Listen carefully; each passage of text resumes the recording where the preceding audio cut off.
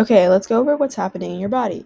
You have pertussis, or whooping cough, which is caused by a bacteria called Bordetella pertussis.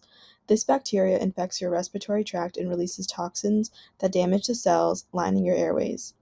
In a healthy airway, tiny hair-like structures called cilia help move mucus and debris out of your lungs, but the pertussis bacteria produces toxins that paralyze and destroy these cilia, making it hard for your body to clear out mucus. That's why you experience such intense, uncontrollable coughing fits. Your body is trying to clear your airways, but it can't do it effectively. One of the key toxins, called pertussis toxin, disrupts your immune response and makes your airways extra sensitive. Another toxin, tracheal cytotoxin, directly damages the cells in your windpipe.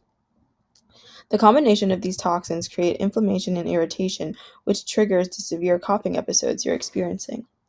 Now, when you have your coughing fit, your airways temporarily narrow, which makes it hard to breathe in. That's why when you finally take your breath, it creates that distinct whipping sound as air rushes through the tight airway.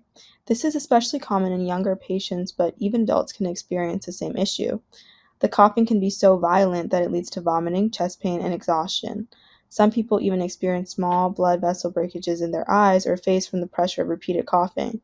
And it's hard to get enough oxygen during a fit. You may feel dizzy or lightheaded because of it. Unfortunately, the coughing phase of whooping cough can last for weeks, sometimes even months. That's why it's called the 100-day cough.